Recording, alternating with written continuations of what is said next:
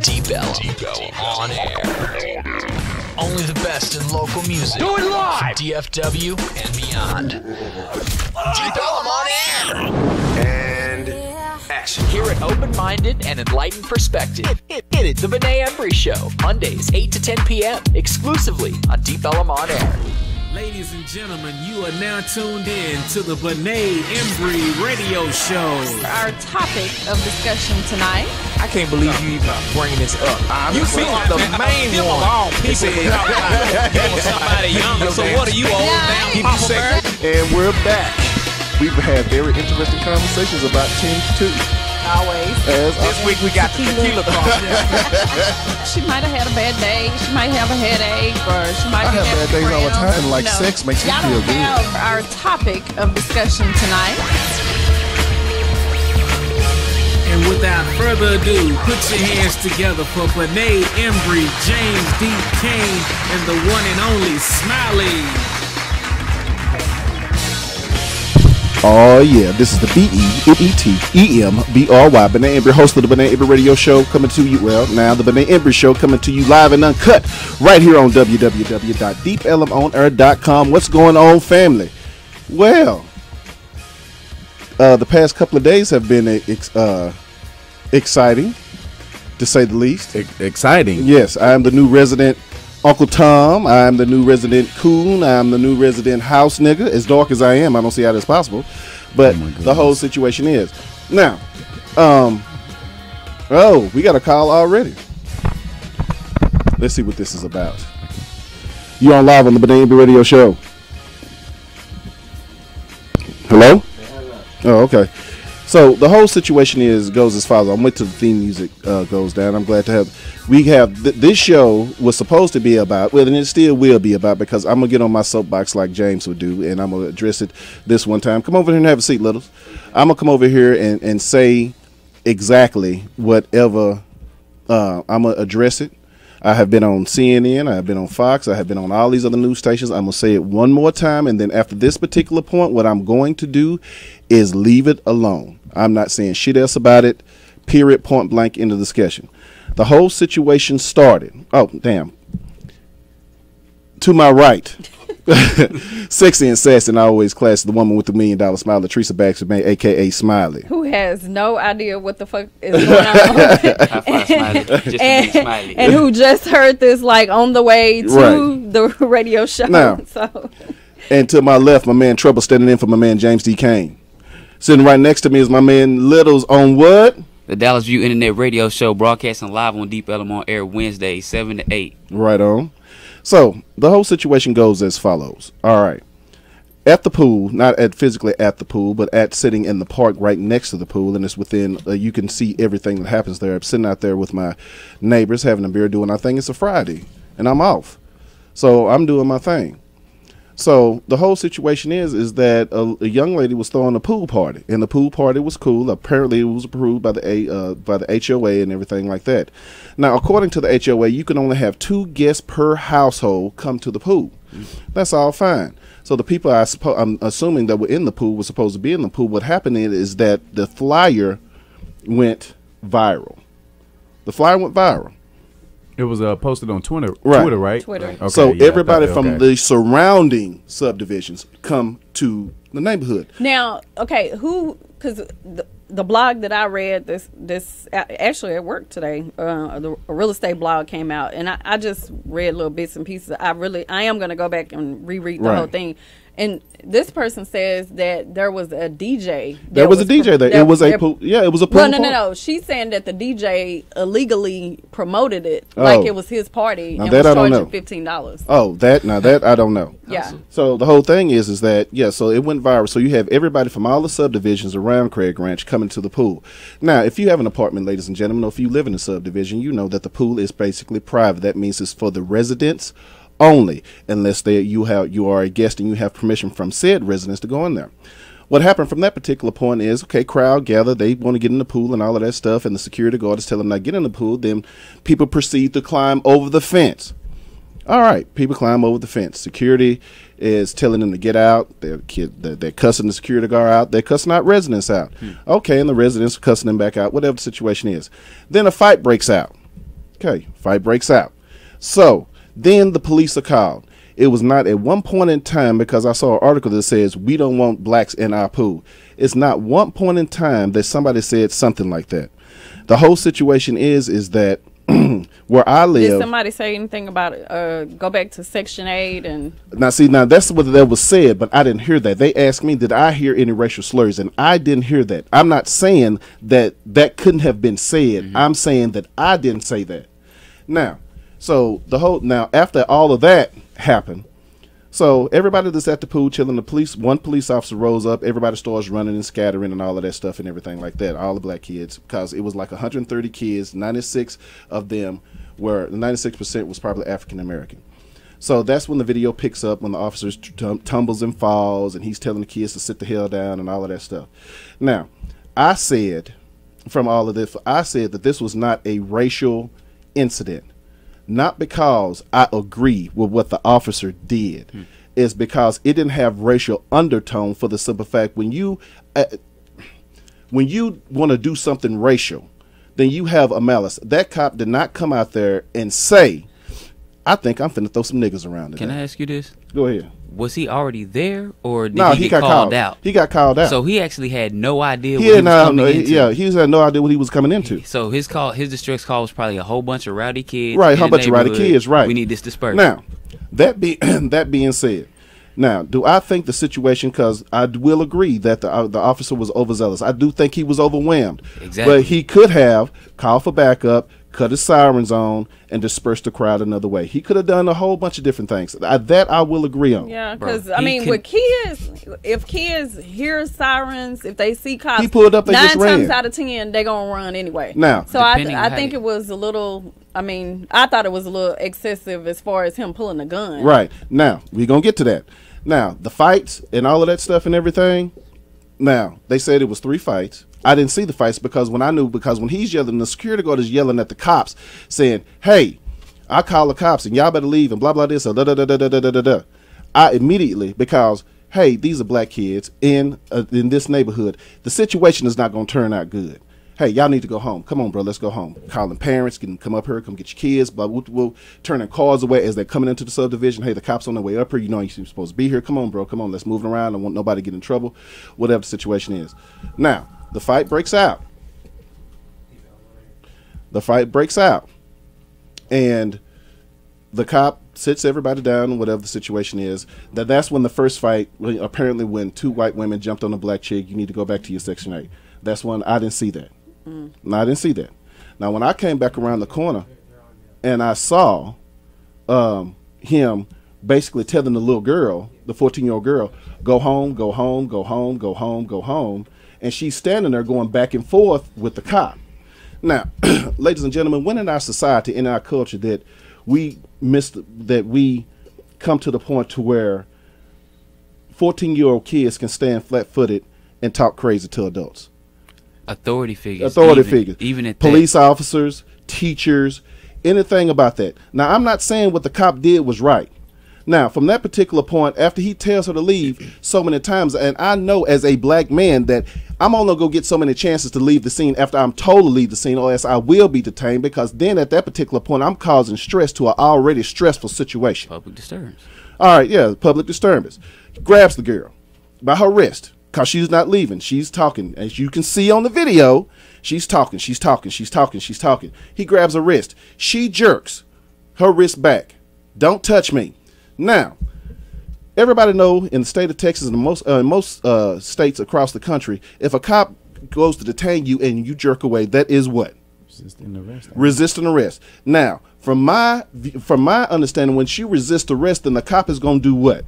He's going to arrest her. He's going to arrest you. He's going to take you. He's going to put you on the ground, put you down in order to subdue you, in order to restore order. Now, I do not like, they asked me on Fox or one of the shows, they said, did it disturb you that you saw a 14-year-old about the girl being thrown down? Of course, as a black man, of course, it upset me and disturbed me that I see a young 14 African-American sister being thrown to the ground, her knee in her back, and of course it did. Then while he has the girl in the knee in the back, I guess trying to put handcuffs on her, then you have 2 other dudes come behind him with their fist balled. Not only are their fists balled, one of them looked like he takes his hat off like he finna do something, reaches behind his back, and that's when the officer draws the gun. Now, ladies and gentlemen, I'm not saying I agree with that. What I am saying is that I know me. And if somebody comes up behind me in a threatening, posturing way, I'm going to shoot the fuck out of him. That's why I said that. Well, don't they have tasers, though? They have tasers and all of that stuff. Okay, well, I mean, if he's unarmed. He's unarmed. Okay. I think the first thing he should have wait. We looking at this all wrong when we get to looking at his perspective, because we looking at it from hindsight. When he's in a crowd of people that are unfamiliar to him, he was called out into an unfamiliar situation, and it's hostile. It's literally hostile. As this man just got through saying, it looked like two teenagers were finna get ready to knock this man the hell out over what he was doing to this girl. Yeah, but you can still tase them. You can still, and Smiley is absolutely correct. I do agree with that. You could have. But on the same token, I cannot say that if I was in that same situation and I had a gun, if I wouldn't have pulled my gun.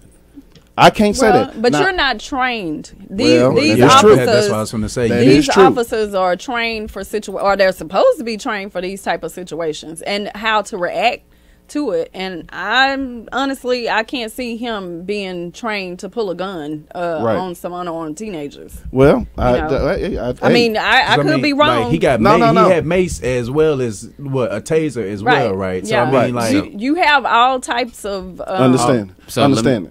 So is he not a human though? At the end of the day, well, like let's not remove that. You're a human after you. And this ain't military training that we talking about. We talking about police academy training. Well, he is former military. Okay, he was a DPS officer before he was a big kid, a police officer. Yeah, you're human after you clock out.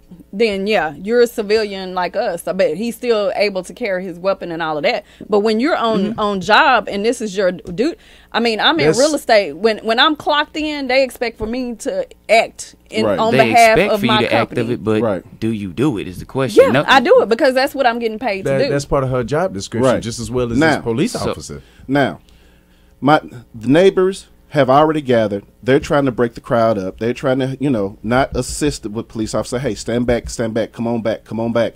Stop doing this, stop doing that. Now, I have a neighbor. His name is Brian Gessner. He is the guy that's tried to that's on the video, breaking up the first initial fight between the white woman and the black chick. And he's pulling him away. Now, on Twitter, he is being called a racist. He is being called a Nazi and a skinhead. And all this did, man, was break up the fight. Not only did he break up the fight after the video was off, when the little girl was still being detained, he walked up to her and gave her a towel to wipe her face, wipe the grass off her face. And the young man that they brought back, when he was spitting up blood, he gave him a towel and a bottle of water so he can stop the blood. This man, along with myself, has received numerous death threats to the point to where he had to send his child off. Now, I get it.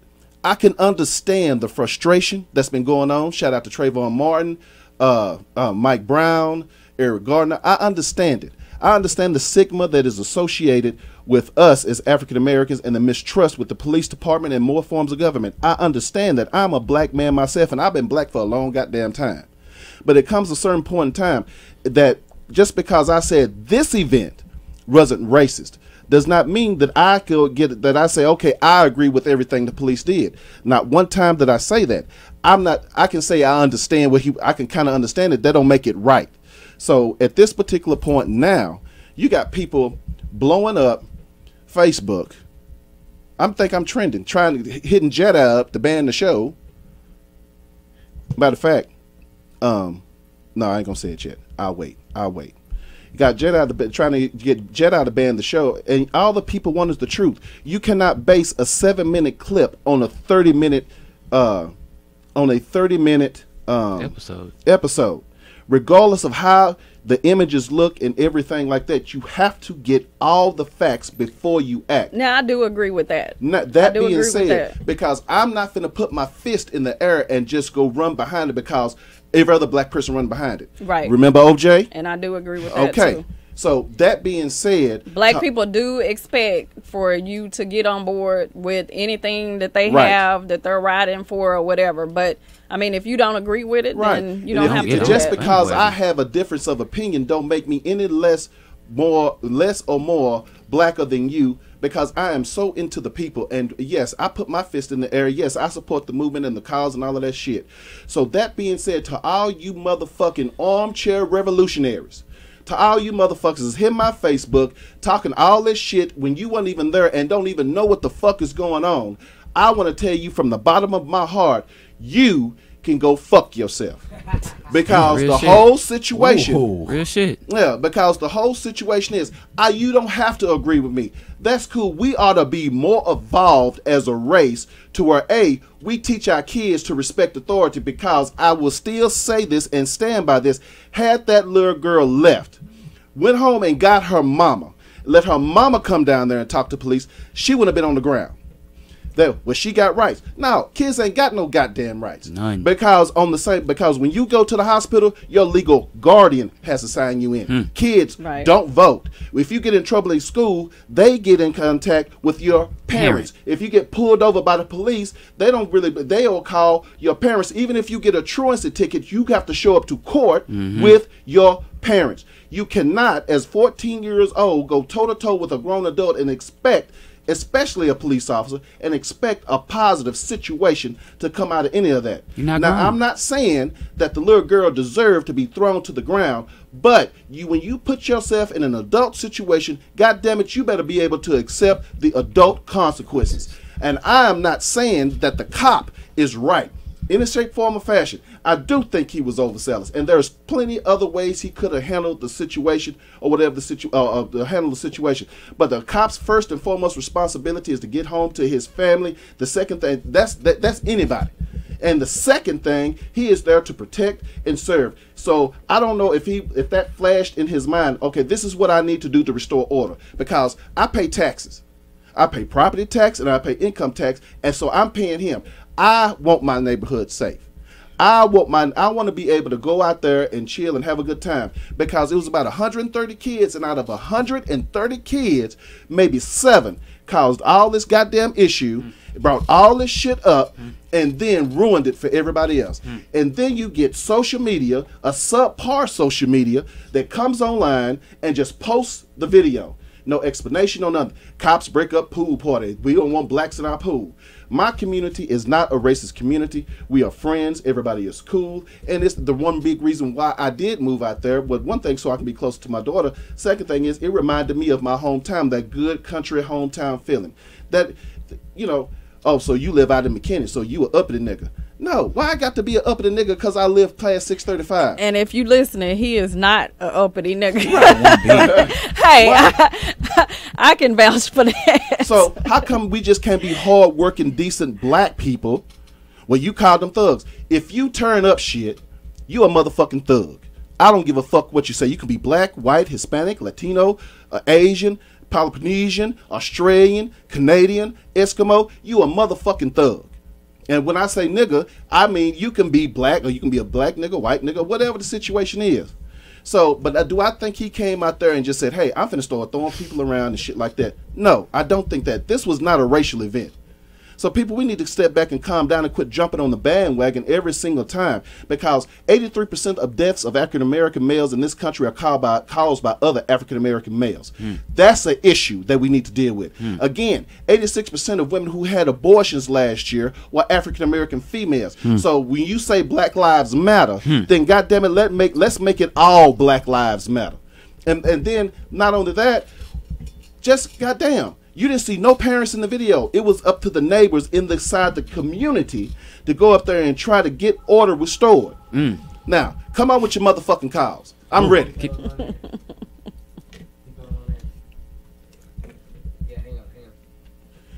You're on live on the Benét Embry Show. Who's calling? I can't hear you. I can't hear him, Jet. Are they hung up? Hello? Yeah, I guess he hung up. Oh, okay. Oh. Yeah. So don't get on Facebook talking to me about this motherfucking bullshit. I don't agree with it. It wasn't, in my mind, it wasn't racial.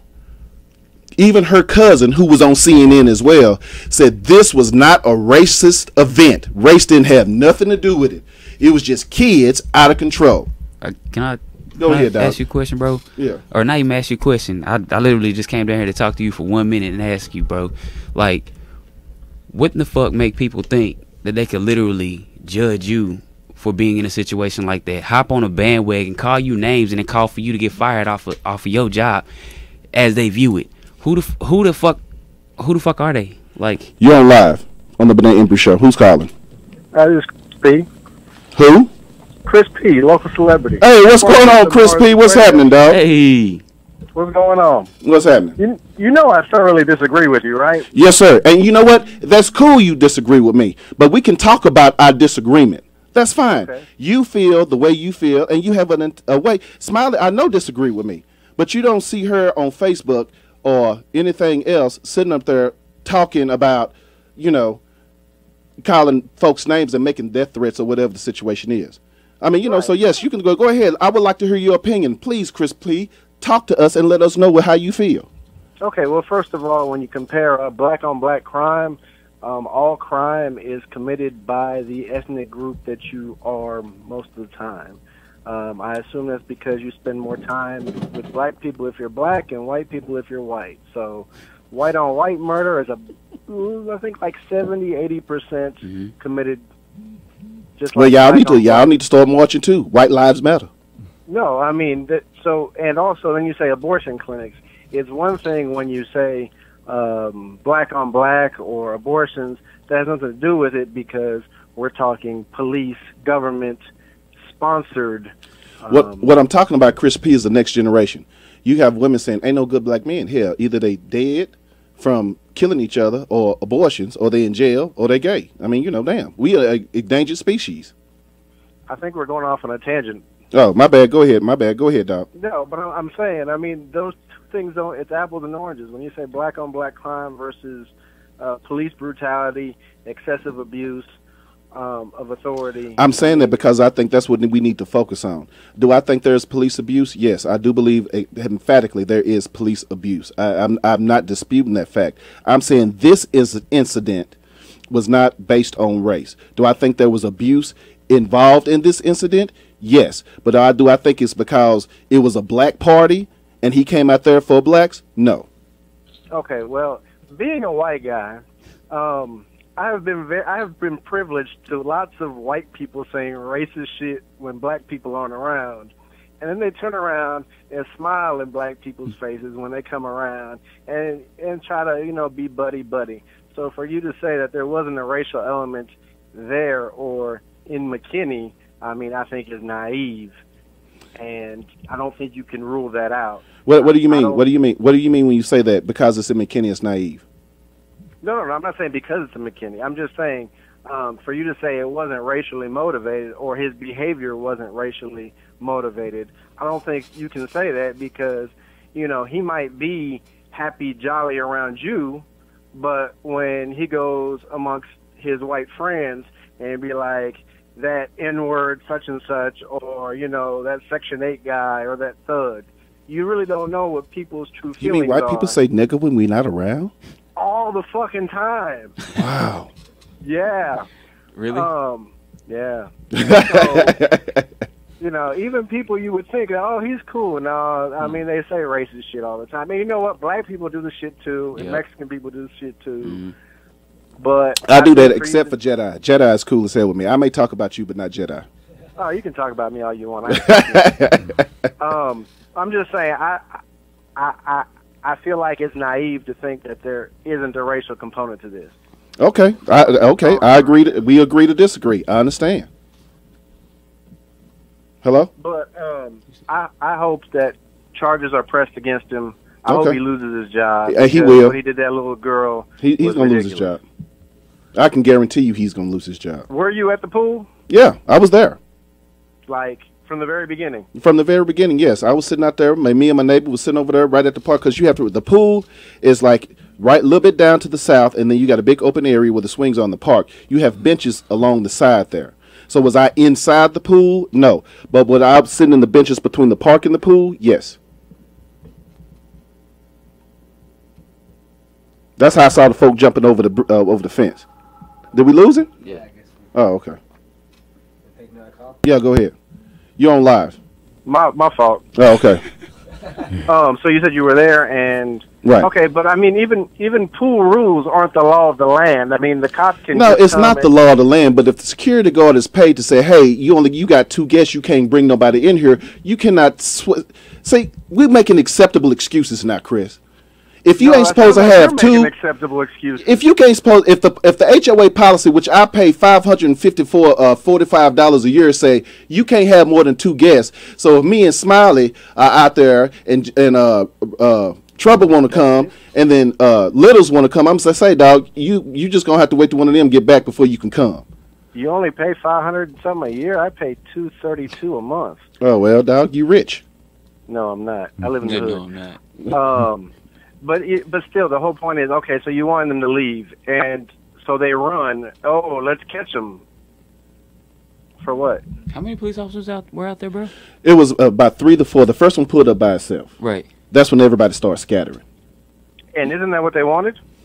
They wanted it, but you have to remember he came out there on the disturbance call, so he don't know who's involved with this disturbance or not.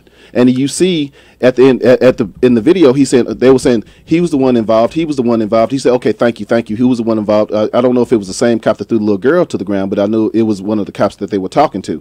And then even at the end of the video, he goes up to the kids. He told us to sit down and said, "Hey, when you see a police officer come up, don't run. You can get in real big trouble about that." And they said, "Yes, sir." So my point is, when they sat down and did what he told, they didn't get thrown to the ground. They sat there, waited for him to come back, just like we do as adults do when we get tickets or whatever the situation is, and then they were allowed to go on about their business.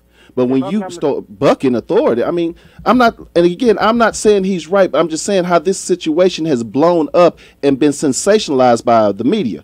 This is 2015, and it really saddens me that we still have all these fucking racial components that go on with us. Mm-hmm. We should be past that, shouldn't we?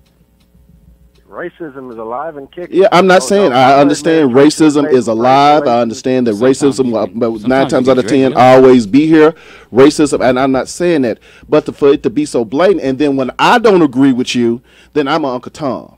I'm a coon. I'm a house nigga. I'm this. I'm that. Go kill yourself. You need to be lynched. I hope the KKK string you up. And I hope they do your daughter like that. All of that shit. And that's what Littles came up here because he was like, man, how do you feel about them talking about you? And me, they talked about Jesus Christ. They talked about Barack Obama. Why not? They're going to talk about the BENETEMBRY. So with them, for all you motherfuckers out there, that's why I say you can go fuck yourself.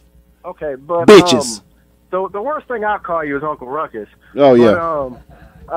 But I mean, at the same time, I mean, you don't think that Fox News was kind of exploiting you, being the black guy who agrees with the cops, though? Dog, I didn't say that's the whole thing. Not one time did I ever say I agreed with the cop. He said it multiple times. That's how the article online that I read kind of spun it. Well, yeah, and that's the Dallas Morning News when they said that. No, Breitbart. Breitbart, when they said that. I said I don't see any other way to of him taking her down. That is not what I said. The whole conversation was took totally out of context. Mm-hmm. That is one reason why I got on TV and I waited to my show tonight so I can say what I want to say. Now, Smiley's sister said, does Benet really feel that way? Did he feel like the cop was right, or did they pay him to do that? Mm. No. You go back and you go through every interview that I've done. You go through and read everything that I've written on Facebook. Not in one situation did I say that cop was right. I said it wasn't a racial issue. Period. I think if the kids were white, I don't think he would have pulled that shit because there would have been more consequences. Oh, but you know what? If they were white, you wouldn't have heard about it. Because that's not going to sell. That's not going to be advertised. That's not sexy. When Media Takeout put that on there, they meant to create fear, anger, and confusion. Hey, girl, come look at this online right now. I saw that video Saturday at 7 in the morning. It had 7,000 views. Now it's over 15 million. Right. You understand what I'm saying? The cops have been out of control lately, though. Huh? You don't think the cops have been out of control lately? Say, man, look here.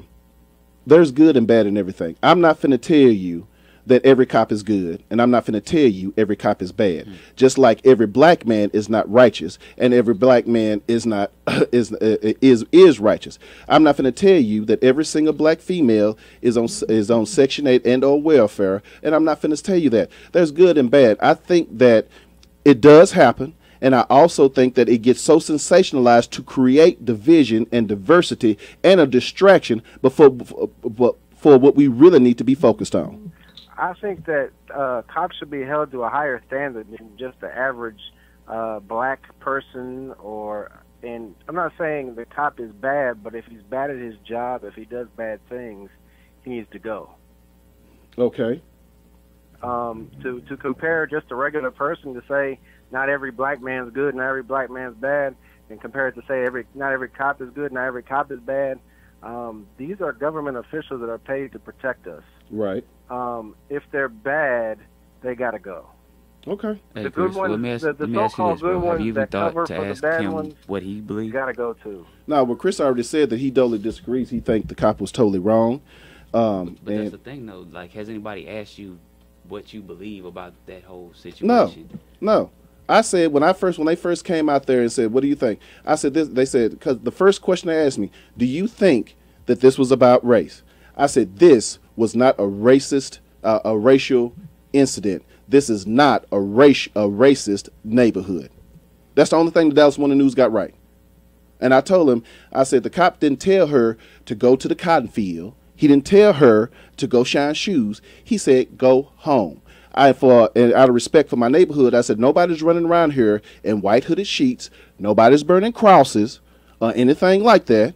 I said, this right here. So now the whole entire world think McKinney, Texas, Craig Ranch is the new headquarters for the KKK. No. So the girl who got slammed, does she live there? Yeah, she lives here. So then why does she have to go home? She's in her gated community? She's on the public street? Because, I mean, Chris, you know just as well as I do, if you go to a club and a fight break out or whatever the situation is, the first thing they tell you is to leave. Because they're trying to take control of the situation. They're trying to restore peace. They're trying to restore peace. Okay, but she doesn't have to leave. Oh, how come she don't have to leave? If a cop tell you to, if you sitting somewhere at a bar chilling out and the cop say, "Hey, it's time for you to go," It's time for you to go. Are you gonna sit there? That's because I'd be breaking the law by being at the bar after 2 o'clock. Well, you know what, Chris? Maybe you're right, dog. We gotta go. Next time, come up here for you take 20 minutes of my goddamn airtime. I appreciate you having me. All right, dog. I'll let y'all. All right, peace. Making everybody look like mannequins and shit. God damn, bro. What's up, Smiley? What are your thoughts? Because I've been going off for a minute. Well, I mean, I don't have all the information. Like I said, I got that email about that blog, but I actually been working at work today. Right. So I didn't get a chance to read it.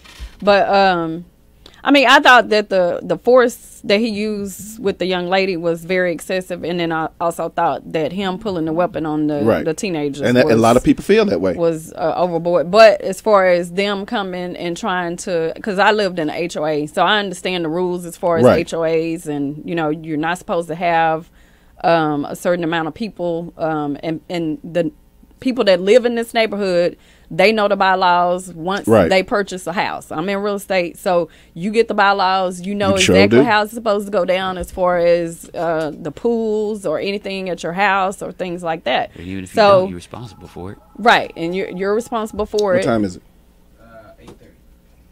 8:30. Because we're finna play a couple of songs for Mark. Trouble, what about you? Man, I've been watching videos on this all day, particularly from people like coming after your throat from just watching the video, the actual video itself from the interviews of the little girl, and then there was one of the boy who was recording as well, and I watched that as well. It's just I had to say that I agree with you. Like, we can't just like jump the gun, but if we don't have all the facts and all the details. However, I agree with Smiley as well with the excessive force, and that's fine. And I'm not saying that I disagree, or I'm not saying I agree or disagree with that. The only thing I said, it wasn't a racial issue. Nobody has asked me, do you think the cop has used excessive force? Well, see, and that's the thing. I think I can agree with you about that particular part of the situation. I think I can agree with you that you was like the police in a sense was probably doing his job, but it, like. Just it's Man, it's just one of those situations too. I feel like they go through training. They go through training for particular incidences like this. And if they don't go through training for incidences like this, then they need to. And that's the problem as a whole with law enforcement. Now, okay. They're supposed to go through sensitivity training. Let me play devil's advocate. Let's say he got the call and said, hey, it's 100 kids out here, and they brought the whole SWAT team out instead of just one person. Would that be an appropriate response? Because then the whole thing would be, why y'all bring the SWAT team out on all these teenagers? You see what I'm saying? It's like you can't win in this situation. Well, yeah, that's what I'm saying. It's like it's a conflict of interest due to the fact that like it requires. I feel like in like just from trying not to be biased or whatever, just like trying to give an idea to the situation or whatever, it requires all of us to come together to try to come up with a better solution. With this particular incident, we need to go back and view all points and be like, you know what, this is what we could do better. This is what we can do away with. Because I mean, I could see them pulling up and all cops have partners, right? So it was he was there solo. Okay. Well, anyway, they have bullhorns, so I could see him getting on the bullhorn and saying, "Hey, this party is officially over. You need to leave. If you need somebody to come pick you up, then you need to be getting on the phone, calling them, and telling them to come pick you up. Otherwise, more cops will be coming and you're going to get arrested if you don't leave." Okay. So and if I hear that as a teenager, then I'm getting the hell out of there. But that's you saying that, Smiley, but the cop got out of his car and told the young lady, go home, and she going back and forth with him like she grown. Also remember, you probably a different type of teenager than the teenager that he encountered. That's why I said, when did it become acceptable for us to allow our kids to sit up there and go against authority at that age? When do we allow our kids to be grown before they're 18, before they're out the house, before they're paying the bills, before they're doing all of that stuff? When do we allow all of that to happen? When did we start making excuses? Well, he shouldn't have done it regardless. Okay, yes, he shouldn't have threw her to the ground regardless of what she did. But on the same token, if she just would have went home, that situation would have been avoided. Would have been avoided. He told her to go home. He told those kids to sit down. He told the girls to go home. Every action has a reaction. Equal and opposite reaction. So if you're sitting up there bucking at the system, it's only so long you can do it till the system buck back. Right. And we are definitely a people that get the short end of the stick when dealing with the system. If you know this, right, it doesn't matter how old you are, you're still going to be held accountable. Say that again. If you know this, you're going to be held accountable.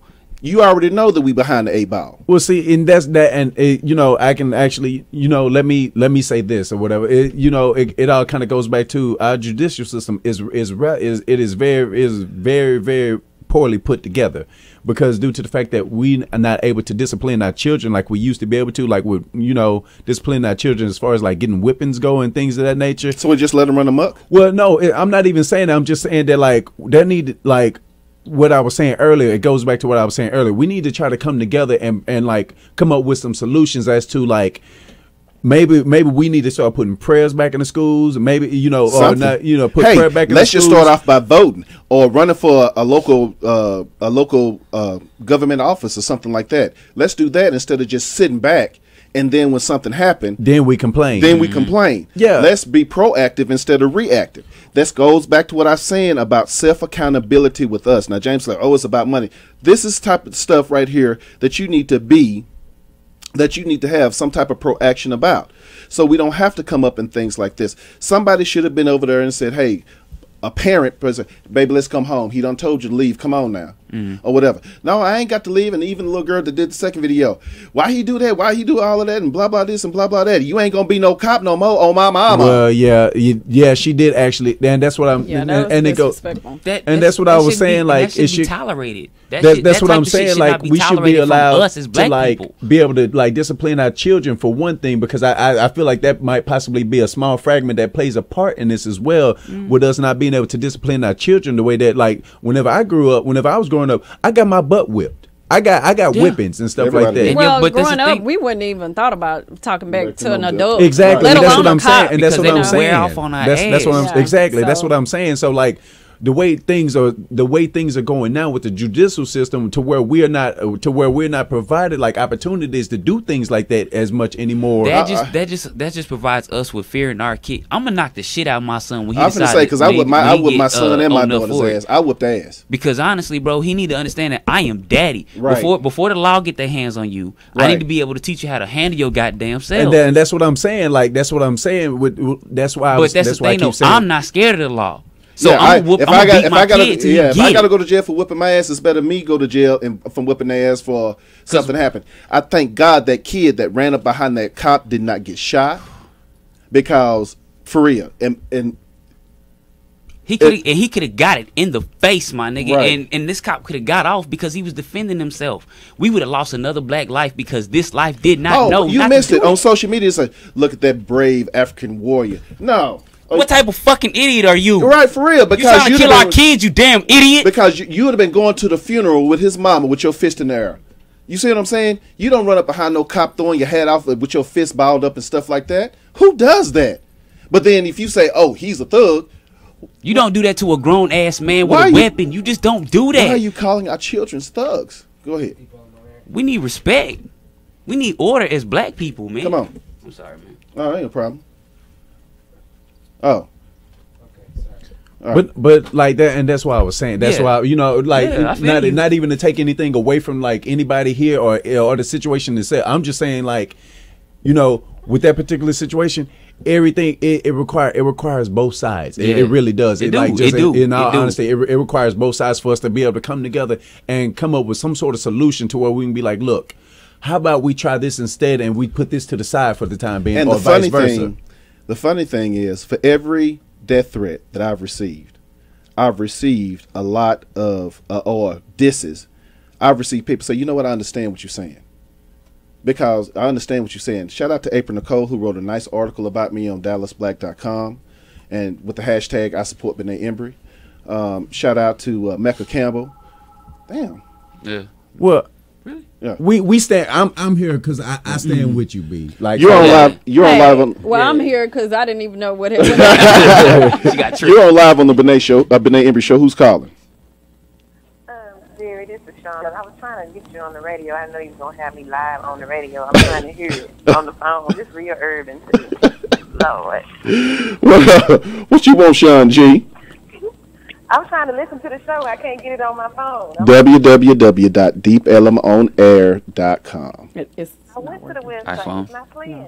Huh? You went to the website? Is it iPhone? On any phone. It's not. No, it's not. Hey, Sean, stand by. I'm gonna text you. We finna go to a break real quick, and I'm gonna text you an alternate site to go to. Okay? Okay. All right. Yeah, we need to go on break. Yeah. Let's go on break real quick. Yes. Mark, hold on. We'll be right back. 2 songs, Jedi.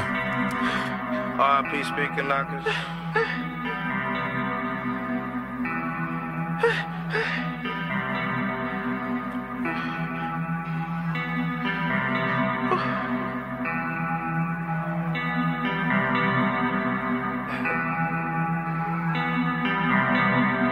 And I prayed for it.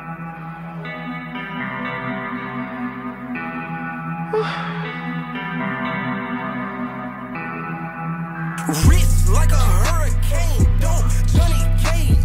Do what I want, need a paint, you can lean. Real seal, real deal, no mission, me. How you feel? I'm on my shit. Wrist like a hurricane, don't Johnny Cage. Do what I want, need a paint, you can lean. Real seal, real deal, no mission, me. How you feel?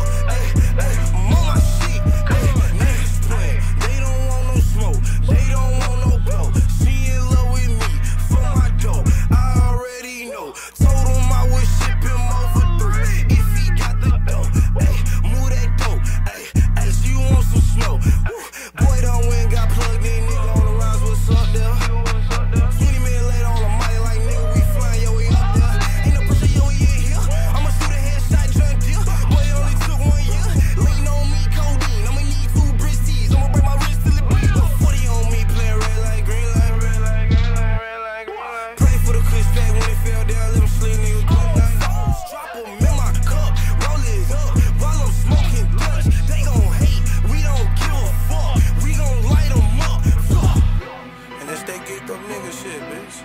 Fuck you, man. He gon' go up, we gon' go up. We gon' go up. We gon' go up. God bless this rich nigga. Hey, hey, rich like a hurricane. Don't Johnny Cage. Do what I want. Need a pint, you can lean. Break a seal, real deal. No mission, me. Hey, hey, how you feel? Hey, hey, I'm on my shit. Hey, rich like a hurricane. Don't Johnny Cage. Do what I want. Need a pint, you can lean. Break a seal, real deal. No mission, me. Hey, hey, how you feel? Hey, hey, I'm on my shit. Hey, ain't no game. Try me if you want. We gon' let them blow. All my shit legit. Bitch, I turn you up. Off the Molly Road. Water, pull me up. Got 50 coming in laps, they throwing up. Can't catch up. Ay, kiss me if you can, I don't think so. Now I'm on my shit and they pissed off. Now they on my dick, but my dick's off.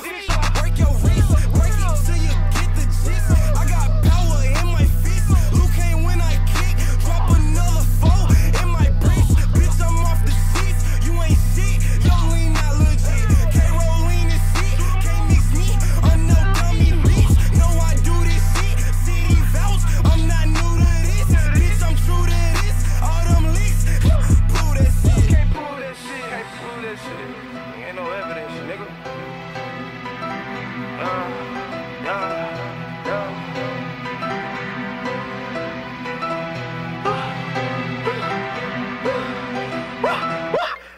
Rich like a hurricane. Don't Johnny Cage. Do what I want. Need a pint, you can lean. Break a seal, real deal. No mission, me. Ay, ay, how you feel? Ay, ay, I'm on my shit. Ay, rich like a hurricane. Don't Johnny Cage. Do what I want. Need a pint, you can lean. Break a seal, real deal. No mission, me. Ay, ay, how you feel? Ay, ay, I'm on my shit. Ay, ay. Live, local, in your neighborhood. I want to try something radical. This is Deep Ellum On Air, serving the DFW Metroplex. Live, deepelumonair.com.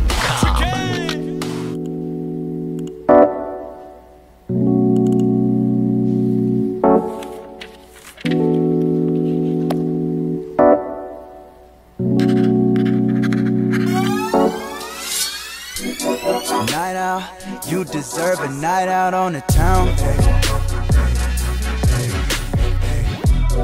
Night out, you can spend the night at my house. Night out, always turning heads with the crew. Night out, don't tell nobody what we do. Normies bore me, you adore me. Guess we both got that in common. Sense ain't common, so are commas. Why the millions are divided? Tell me something, just this one thing. When you're out of those pajamas, are your pillows weeping willows? I can solve that kind of problem. Lean on me, shawty, I can pay your bill with us. Shoulder boulders like it's nothing, juggling our prohibition. If I lick her, it's a liquor. Guzzle gallons of elixir, honey. This ain't funny, drowning in a lake of syrup. Listen, winners often whisper, losers seldom silent. Scenic streets, we get no sleep.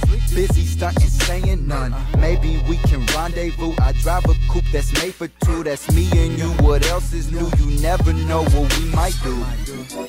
Night out, you deserve a night out on the town. Night out, you can spend the night at my house. Night out, always turning heads with the crew. Night out, don't tell nobody what we do. Pardon me, madam, I'm not being random. This is more or less a destined attraction. You flying, I'm showing the flies on the wall that your flight is above what an insect can handle. Get it, how you live it. The ground is for critters, the sky is for winners. Dirt is for losers, I'm not about to eat it unless that I hear that your game's undefeated. Ascension is intimate. Hey, up on a Tuesday, I know that you feeling this chocolate Sunday. Hey, ninja to fruit, so I kill it organically. Kill with my cinema, not in the matinee. Oh well, I'm not into manatees. King of the forest, in love with my destiny. Go tell your friends you'll be part of the history. Hey, open the safe. Crazy, got a lock on the game. Marion dawns, keep up with my pace. Never gonna sweat any other's technique, cause that's not important to me. I'm more concerned about it. You and I should go on a date. If not, then we'll fly out and try outer space and take a night out. You deserve a night out on the town. Night out, you can spend the night at my house. Night out, always turn its heads with the crew. Night out, don't tell nobody what we do.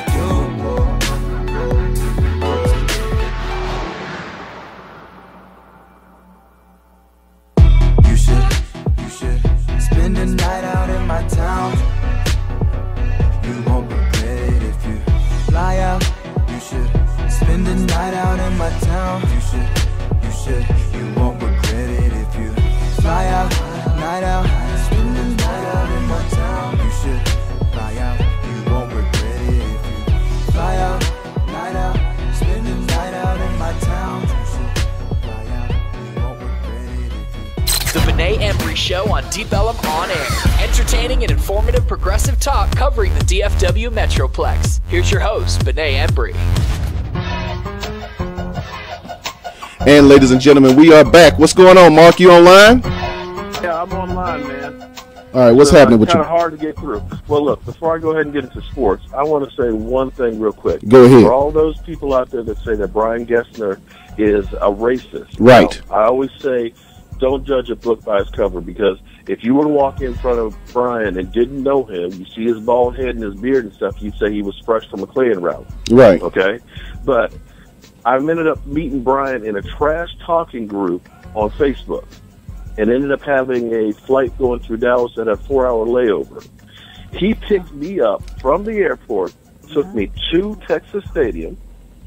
Cowboy Stadium. We tailgated, ended up having a great time, and took me back to the airport. And in fact, the reason that I am on this radio show is because he introduced me to you. Exactly. And helped me get onto the show. So anybody that says that, he's a racist and all this stuff on Twitter, and what kills me is some of these people that are posting pictures of Brian Gessner on Twitter don't even have the right person. They got the wrong picture of him, so they don't even have this stuff right. So right now, this whole thing is just feeding. Doc, they've been posting pictures of shows I did 4 years ago, and go ahead, man. Yeah, and it's sad because, like I said, Brian is the farthest thing from a racist. He I know is. I'm going to get called an Uncle Tom and all that, but like I said, I wouldn't be on this radio. Wait a minute, hold on, Mark. Go ahead and read it. Go ahead and read it, Jedi. Oh, bro, you don't understand. There's thousands of them. I mean, they're just hilarious. Oh. Somebody said put the shades back on, bro. Oh, put my shades back on. Right on. But there's so many of them, and they're so great. This is the greatest chat room experience I've ever had on any Deep Ellum On Air show. How many times I've encountered Coon and Uncle Tom and Steven and Uncle More Ruckus? than 100. Oh, okay. Somebody keeps posting the dude for the Samuel L. Jackson character from Django. Steven. What is your life about, man? Like, what all they're posting? Just the video of that. Right. Actually, it's this. Y'all want to hear about? Yeah. Hold on, Mark. Okay. Hello, Steven, my boy. Yeah. Hello, my ass. Who this nigga up on that name? Oh, wow. You have nails for breakfast. What's the matter? Why you so ornery? You miss me? Huh? Oh, yes, sir. I miss you like a hog miss fly, like a baby. Yeah, so there you go. They're posting all kinds of stuff. Oh, but you know what? That shit don't bother me, man. Because, it just don't. It fucking bothers me, man. Go ahead, Littles. Yeah, this was Littles. It fucking bothers. It literally fucking bothers me that you would take your time out of your day that you need to be paying your bills and take care of your babies, your baby mama, your wife, your mama, all the people that's in your life, to talk about this man's life, call him out his name, you know what I'm saying, talk about his daughter, talk about his family, Like you really that real. You wouldn't see him in the streets. You wouldn't. Somebody on this blog said, as a black person, whenever I'm called, and they talking about the story about you, right? Whenever I'm called an Uncle Tom, it lets me know I'm right.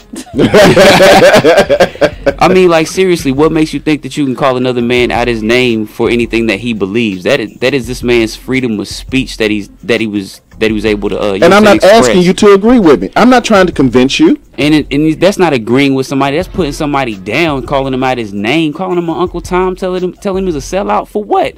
For not seeing that a white cop and a black 14-year-old is a racial situation, instead of seeing that a 14-year-old is acting out of place and a cop having to do, well, shit, probably not the best way, but doing what a cop has to do. Perspective, I mean, man. we talk.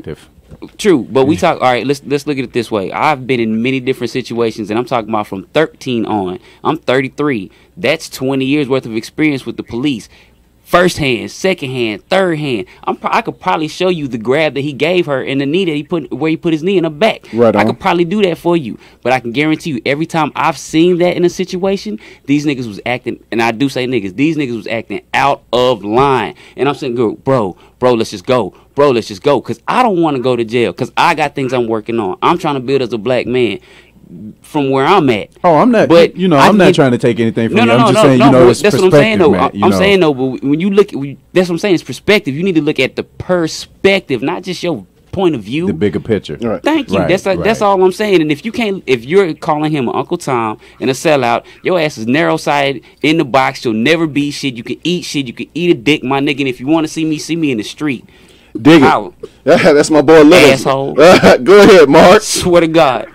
Man, this whole thing has been crazy though today. But like I was saying, Brian is far from a racist. Keep a shot off of my fucking house, and nigga. some Come of with the it. comments that were made were just crazy, because when you have people saying, "Why weren't you there helping the girl, that's being attacked by the policeman?" I'm not finna fight no cop over no goddamn body. Just think about what this person is saying. You're saying you should be trying to pull the cop off of this girl. Are you kidding me? That gives them the right to shoot you in the face. In the face. Dead. Justified. How stupid is that? And this one dude who kept going after you from Beverly Hills, that he was all on the whole house nigger, Uncle Tom, this, that, and the other. Bitch, you from Beverly Hills. Sorry. Yeah, from Beverly Hills. My bad, Mark. And it was just, anyway, let me get to sports. I'm going to go ahead and let you finish off with that. All right. But we're in the third week of our OTAs, the last week of workouts. We had the first one today. Got a practice tomorrow and Wednesday, and so far, nobody has gotten hurt, especially Sean Lee, and he's looking fantastic. What about the report about what's that? The cat we signed?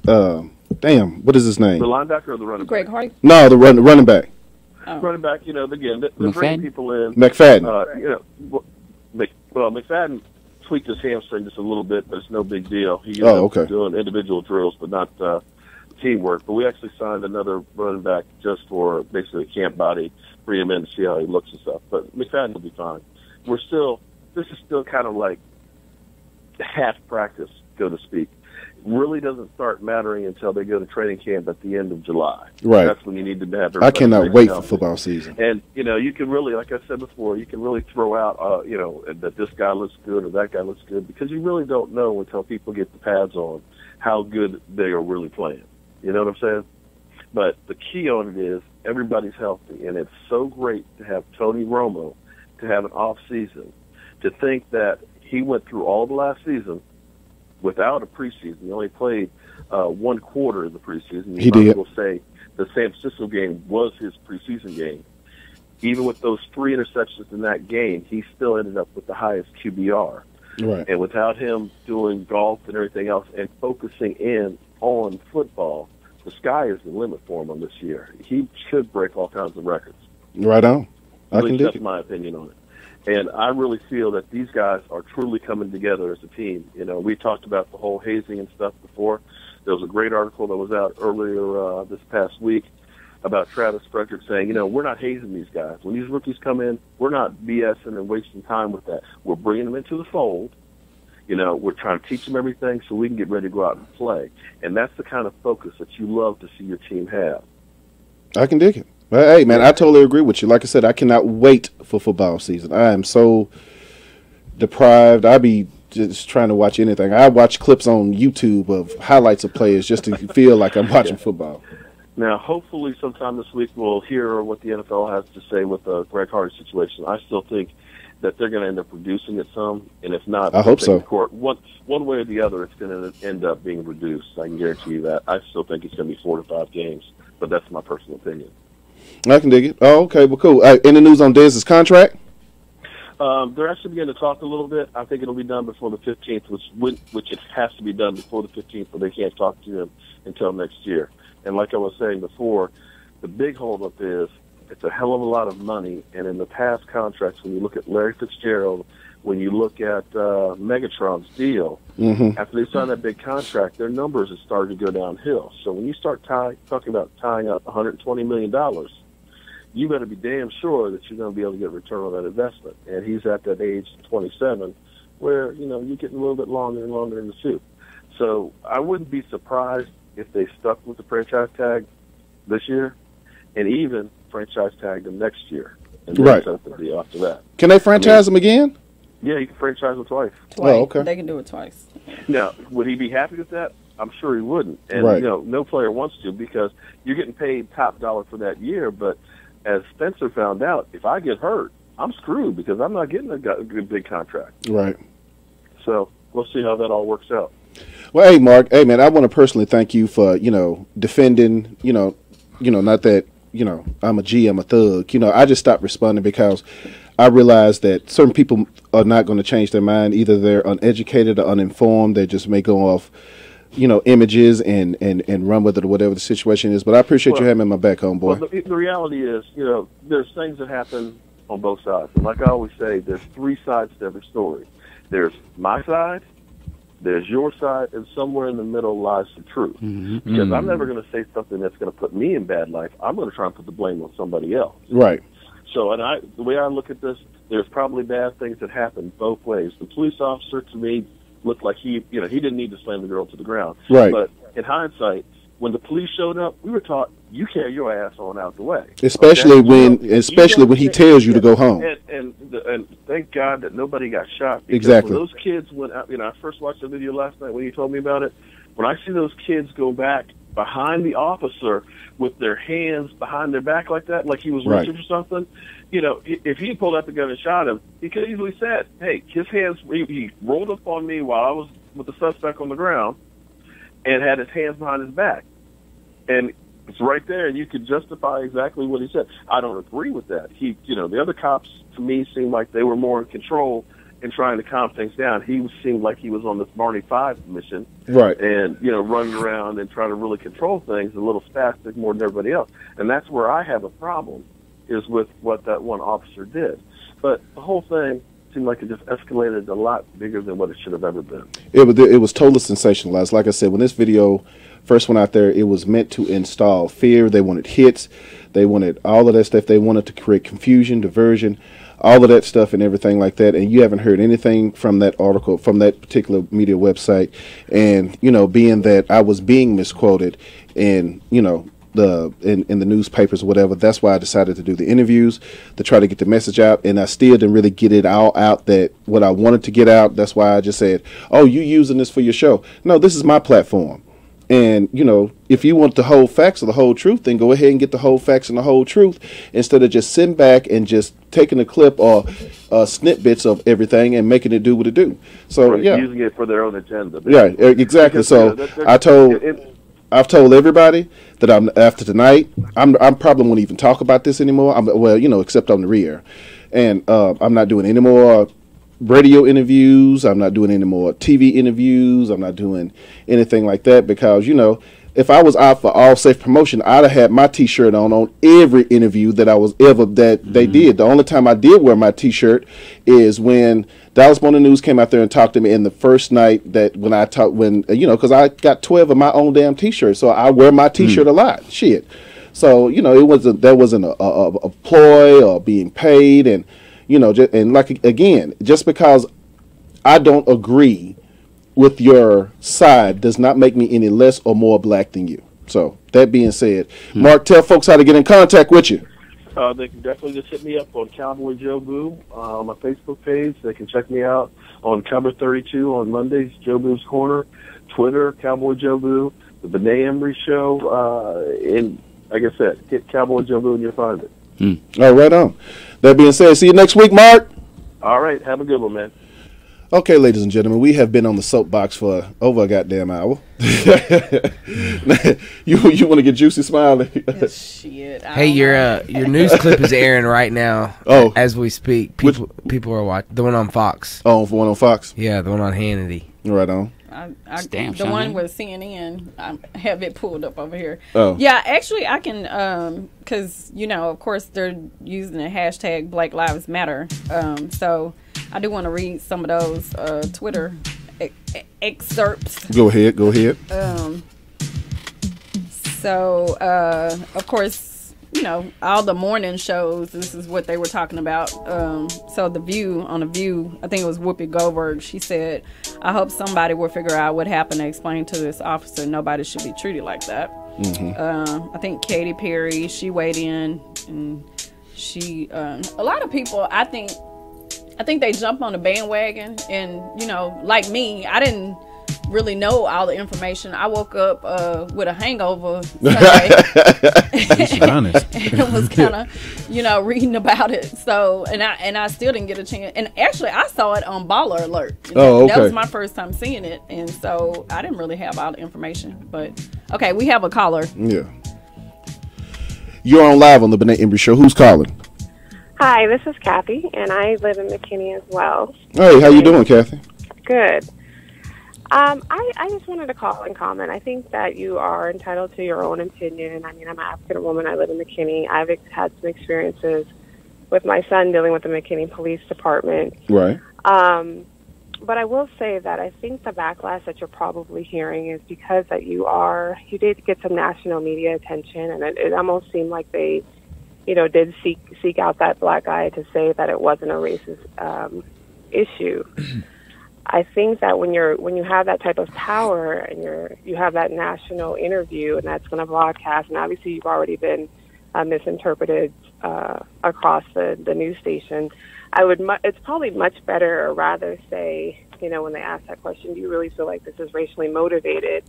Instead of, making an opinion on what you feel was in that cop's head, that corporal's head when he was doing what he was doing, instead, you could have possibly said, I can't make a comment on that because I don't know the officer. I don't know what his motivations were. The only thing I can speak on is what I saw. What I saw were, kids jumping the fence. What I saw was a child talking back to the police officer. And then what happened from there, the excessive force that he was used, that's what I don't agree with.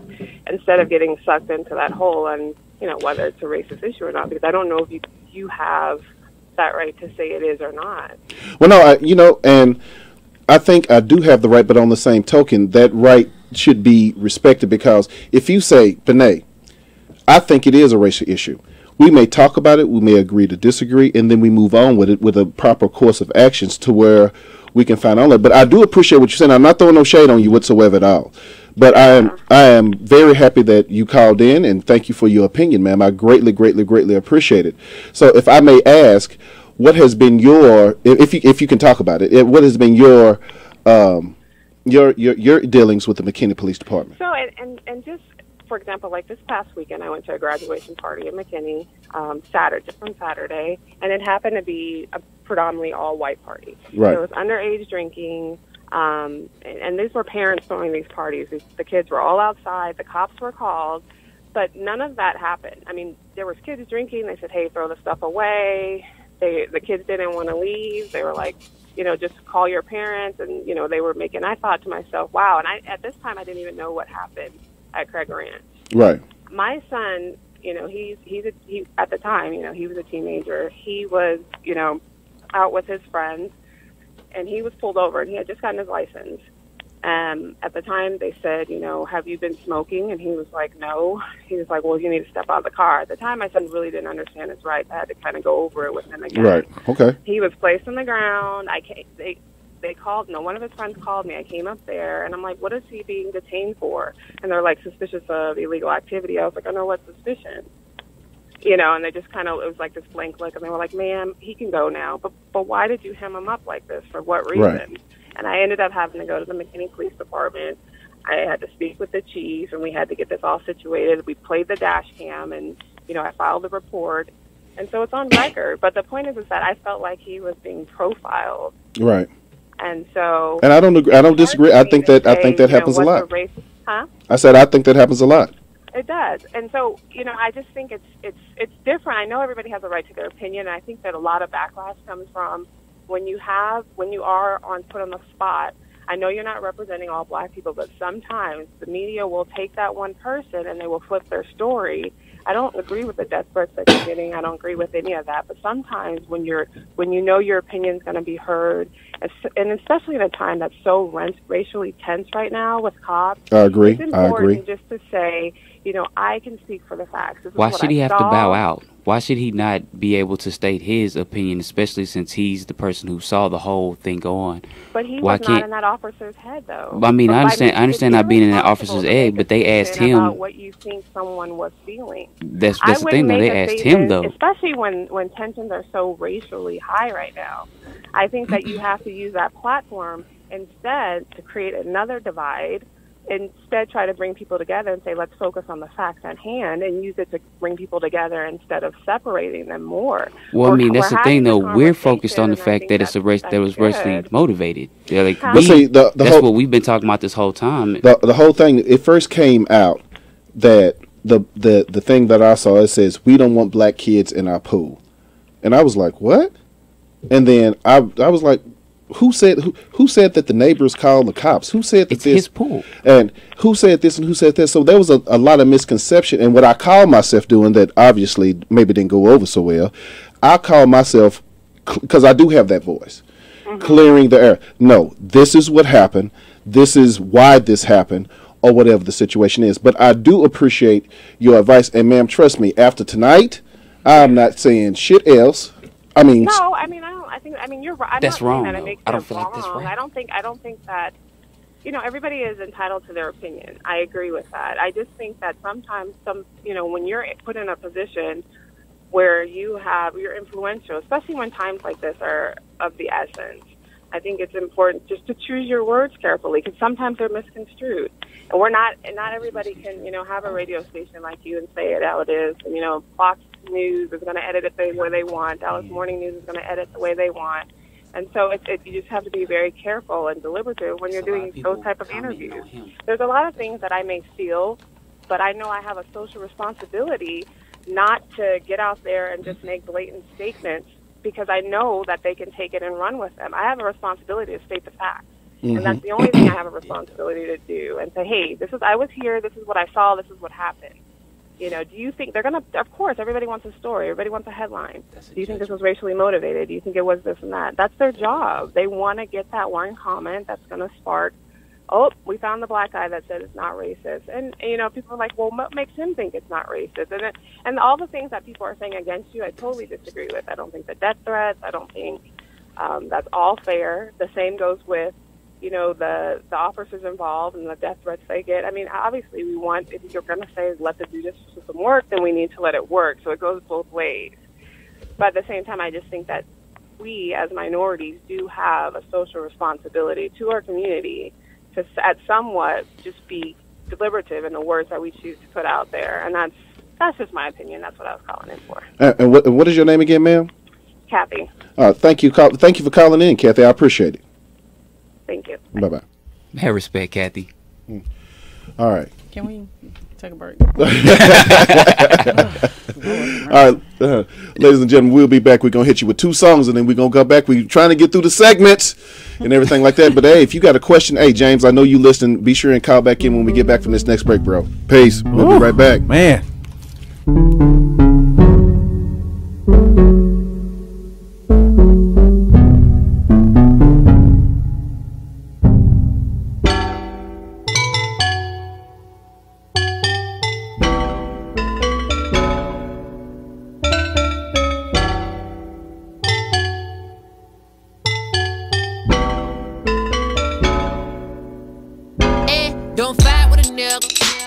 When you get mad, door blade, need your breed, get high with the nigga.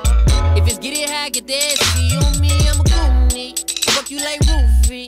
Fuck you, went back to the movie. Tread mine, don't shoot me. Yeah. I call from the land of the poor fella. When it rain, get no umbrella. I get it wet for you. Worldwide like Coachella. Take it down with a pole fella. I can get a boat there. Okay, nah. Making love in the hallway. Never ever gave a damn fuck what your friends say. I'm a G to the O to the D always. And I got them like, ooh, you better play my shit. Play my shit, play my shit. You better play my shit. For me. You better play my shit, okay. You better play my shit. For me, nigga, just bang it, bump it, whip it, ride it, break it down. Bang it, bump it, whip it, ride it, break it down. Bang it, bump it, whip it, ride it, break it down. Bang it, bump it, whip it, ride it, break it down.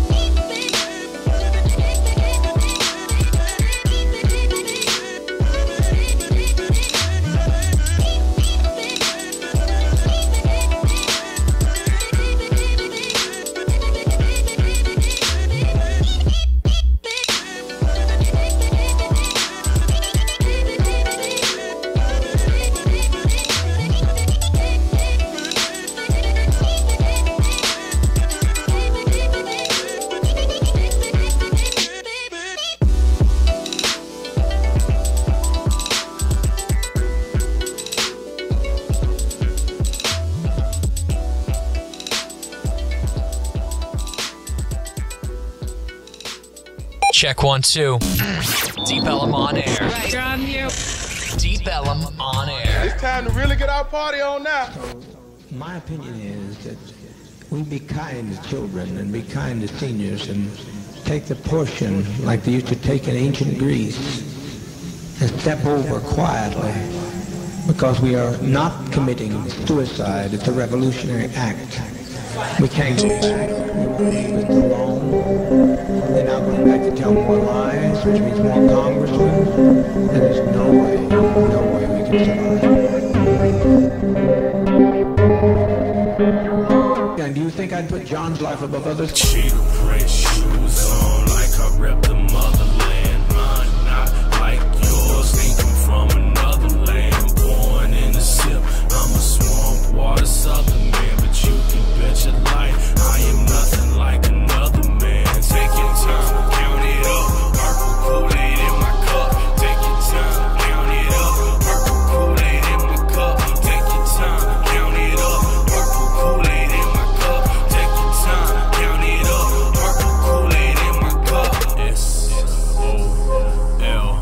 Oh no. I rhyme with really intricate lines and I'll diminish your mind. They claim your soul is mine like I was really divine. That's sacrificing my time, that's sacrificing my will. Telling me nigga chill, I'm only thinking about kills. Optimizing my palm, transforming my kind. Typically quiet self to something a little different. Tokyo set to kill it, so I'm Godzilla. Moonwalking and thriller. Baby these balls of lights, I'm poor meeting polite. I'm Jesus meeting Allah. I'm Yeshua in the flesh. I'm thinking me nothing less. Putting that on my life, forever getting the cost. Even after my death, repeated worse in the flesh. Never being forgotten, afterlife and accomplish it. Mortal at rest.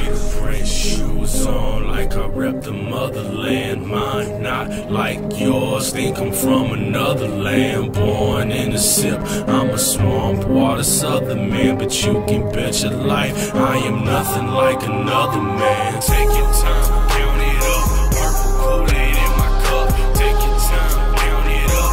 Purple Kool-Aid in my cup. Take your time, count it up. Purple Kool-Aid in my cup. Take your time, count it up. Purple Kool-Aid in my cup. I got a solo cup with that purple Kool-Aid. I got a solo cup with that purple Kool-Aid. I got a solo cup with that purple Kool-Aid. I got a solo cup with that purple Kool-Aid.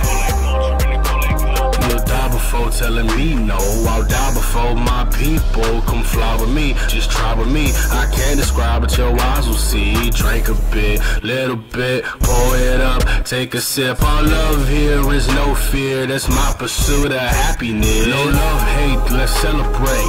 This land before time, it takes a little foot. Yeah, the drinks are spiked, I'm the sharp tooth, and the land is mine. Let the body hit the floor, it's an everlasting bliss. And nobody taking yours, man, I'ma be remiss if I let them take your wives and I let them shoot your kids. Only choice that we got is to have them take a sip. Take your time, count it up. Purple Kool-Aid in my cup. Take your time, count it up. It's Deep Ellum on air, serving the DFW Metroplex. Only the best in underground and local music. Cause me and music are one, you know, music is like my best friend. Deep Ellum on air. Rock. On.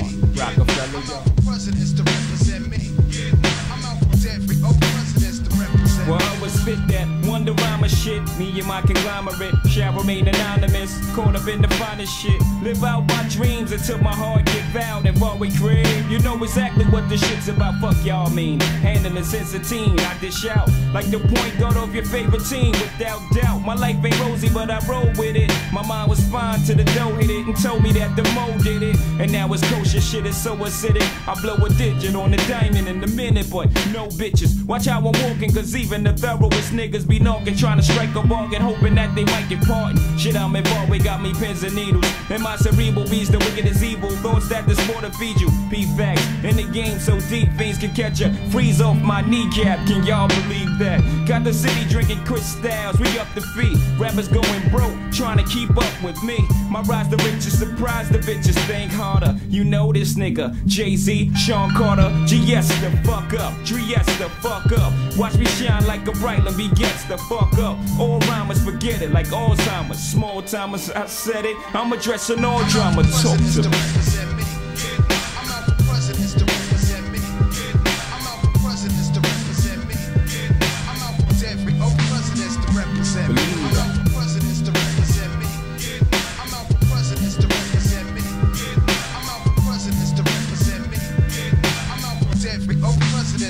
So sick of niggas. I want money like Cosby, who would? There's this kind of talk that make me think you probably ain't got no pudding. Niggas got them kind of dreams from jail. You in the streets, nigga, make your moves, get your mail. Niggas are coasting the SL, but can't post bail. Niggas are roast the L, but scared to throw your toast. Well, I'm here to tell niggas it ain't all swell. It's heaven, then it's hell, niggas. One day you're cruising in your 7, next day you're sweating, forgetting your lies. Alibis ain't matching up, bullshit catching up. Here with the Rico, they repo your vehicle. Everything was all good just a week ago. About to start bitching, ain't you? Ready to start snitching, ain't you? I forgive your weak ass, hustling just ain't you.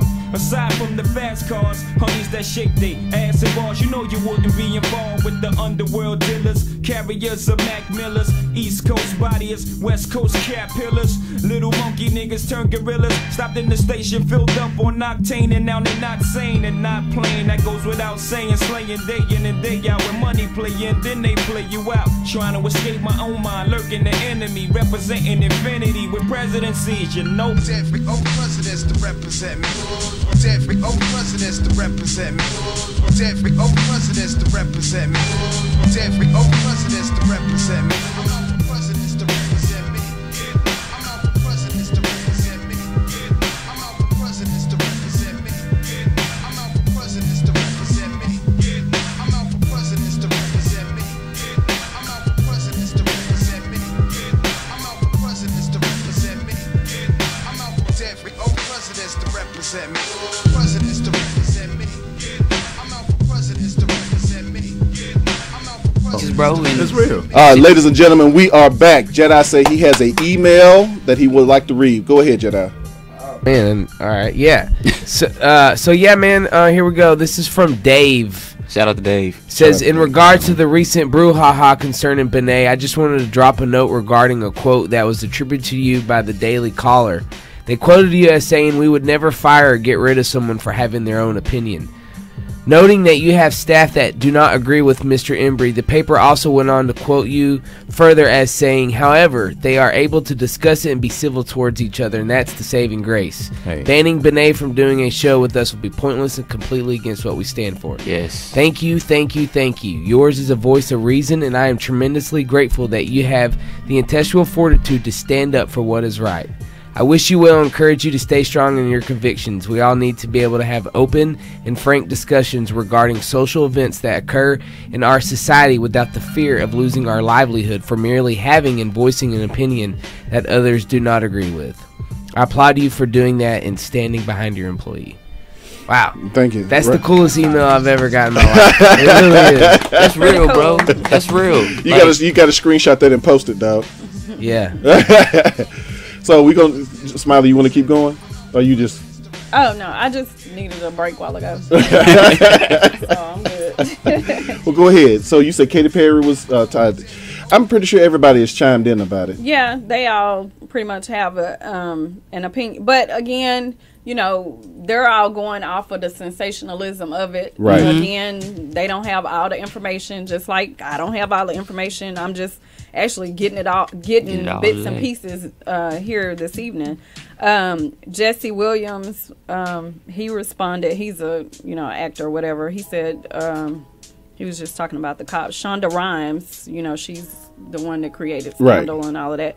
She said, Q2, when will a group of kids of color together stop being seen as a gang/mob and start being seen as Americans? Hashtag take your hands off our kids. That's going to be the new hashtag. Candace Patton, hashtag McKinney incident makes me sad and angry. I grew up 10 minutes from there, and at 14 years old, that could have been me. Mm-hmm. The Black Lives Matter Twitter page, they put hashtag McKinney is a perfect example for why hashtag say her name is absolutely necessary. We must stand up for all black women and girls, and it goes on. And you know that there's a did anybody there's a hashtag that says Blue Lives Matter. Yeah. The Twitter page Right Wing Raven said thug lives never have and never will matter. Hashtag Blue Lives Matter. So of course there's gonna be some stupidity in there. Just retarded. Angela Arredondo, she's Gazoo type. She's verified, so I don't know who she is, but she said it's simply really all people have to do is comply with officers' instruction, and bad things happen when people don't. Now, Smiley, when you say that, you realize that when somebody says that if somebody white says it, then they're being racist. If somebody black says it, then they're being a sellout. Well, shit, let me sell out right now, man. Hey, yo, kids, whenever an officer says, hey, disperse, leave. Whenever he says, hey, you know what I'm saying, chill. Whenever he says, let me talk to you, just don't. You can sit there and let him talk to you, just don't talk. That's the reason why they got that, you know what I'm saying, silent. Well, that's why they had that stuff in order. Yeah, you know what I'm saying, but that's what I'm saying though, like we need to be teaching our kids this instead of letting them learn this on their own and then trying to crucify a man because he saw it and then commented on what he saw. Like that ain't right to talk bad about this man because he saw it and then somebody asked him about it. We should be actually looking at 1, the kid, 2, the parent, and 3, the police, because that was fucking excessive. You're on live on the Benét Embry Show. Is this my homeboy JDC? Yeah, man. I can't believe y'all. I can't believe what I'm hearing, man. Go ahead. Man, I hold a totally different opinion, man. I know you do. My whole deal is that when it comes back in, man, I look at it from a totally different perspective. You say it's not racist. I say it is. Okay. Hold on. Ladies and gentlemen, this is the co-host James E. Kane, who is off making his money, whose trouble is sitting in for. So I'm just letting everybody know who you are. Go ahead. I mean, dude, I sat and I called you last night late. I saw the video and at first I had some reservations and then I thought about it. I put my child on the ground and let my child get the knee in their back, regardless of what the situation was. When I looked at the situation in Waco, man, the cops were sitting right next to the guys that had killed people. These kids didn't kill anybody. They were being routed. Question. I got a question for you, James. Have you instructed your daughter, if the police tell her to do something, Did you instruct her to mouth off or comply with what the police says and come get you? Benet. I'm just asking a question. Yes or no? I've instructed my children to do just that. Do I want a gun pulled on my child because they don't do that? No. Do I think that the cop used excessive force? Yes. Okay, I agree with that. So much blowback. No, I'm not saying I don't agree with that. My whole point is, on both sides, the situation could have been avoided. In my opinion, I didn't think that he came out there specifically saying, "Hey, I'm finna go toss some niggas around," and or whatever the situation is. I think that it has been sensationalized because racism and racist things are the hot topic today. Everything is hot because of that. So that's the sexy story right now. It's not a hot topic. It's a reality, man. That you have black people are being systematically targeted and in some cases taken out, man, just for doing the same thing that white children do. And I don't agree with it. And I think it's wrong. And I know we can say that we can talk about it. And to me, it goes right back to the dynamic of, you had said it earlier, to me it's all about money. If you keep those dollars in your pocket, you get more attention than going down there and marching. Well, apparently you don't. All you got to say, that's not the case. All you got to say is not racist, and then you get all the attention in the world. Well, I mean, but that's not the attention. That's not the attention that you wanted. And no, not really. I can see how a lot of people are so pissed because they feel like, hey, man, listen, you have a voice, you had an opportunity to come in and possibly say something in defense of the children. And because I mean, it's like those are those black children. I just don't see where those children were threatening anybody over there. Now, just because if somebody has a fear of me, if they look and they see me and they see my black skin and they have a fear of me, that's not my issue. That's their issue. I'm not gonna tell my child that you need to be respectful and kind and humble to a dog, man, a dog that would shoot you and kill you for no apparent reason. I'm not gonna tell my child to respect James, him. and I totally understand that, bro. I promise you, I do. The whole situation, based on what I saw, and the whole situation is that the kids that were told to sit down, one touch, they wasn't manhandled, they wasn't doing anything like that. When the little girl was going back and forth with the police officer as if she was grown, when do we as a society say, okay, regardless if you 14, less than 100 pounds, wearing a swimsuit, that it's okay for you to talk to the police? At that, what is his recourse? Just let her keep talking mess or whatever the situation is, or whatever. His whole point is to try to restore order. He got a call on a disturbance because of a fight. You understand what I'm saying? So a fight that wasn't apparently going on between nobody black.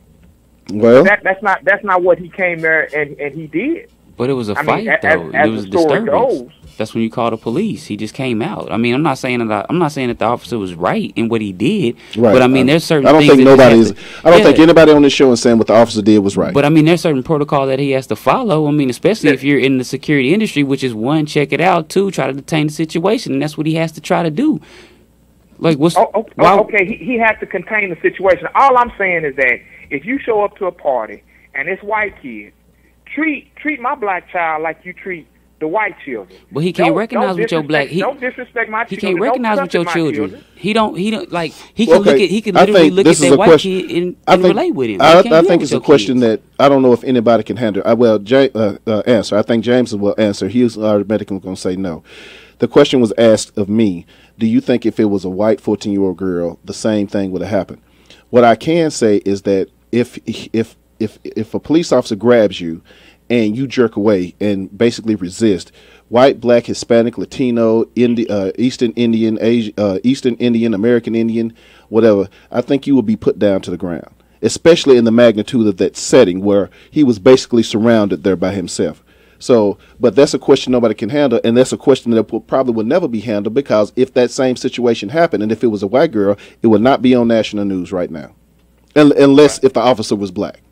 White people walk away from incidents with police. Black people leave in pine boxes and body bags. That's the reality of what we're dealing with. Nobody got killed there. So the boy that ran up behind the police officer, I thought he was gone. I swear I thought he was gone. So I mean, I mean, but okay, but pause right there. What made you feel that he was already gone? Because he took his hat off, reached behind his back, and was jumping at an officer in a threatening position. You cannot do that, and you know that as a black man, you cannot do that. You, James Cain, hold on. You, James Cain, as bright as you are a productive member of society. You are cool. You go to work every day. You pay your taxes. You are totally American citizen. You're a veteran. If a cop came up to you, he had his back turned to you, and you walked up behind him with your hand behind your back, throwing your hat off like you finna to jump on him, 9 times out of 10, your high yellow ass will probably be shot. And you know I'm not lying about that. In certain parts of the country, that kid would have been shot. So now, you can't argue that fact. Okay, it's no argument on that fact. But the deal is that why do black people just continually have to get exterminated and killed and threatened and treated with a different hand of the law? We're looking at it from one side.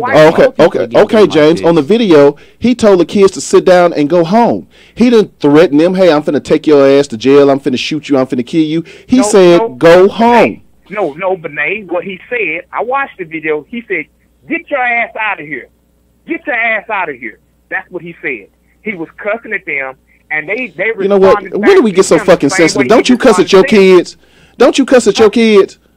Hey, yeah, I've cussed. I sure have. Okay, so he said, "Get your ass out of here," and that's so over the board.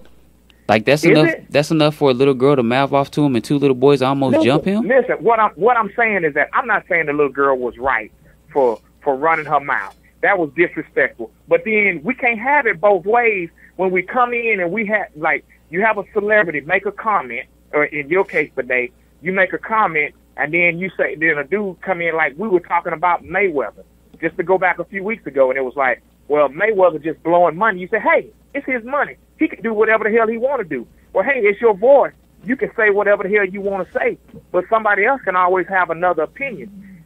The words that you use, they carry weight and they have power, is what I'm saying is that.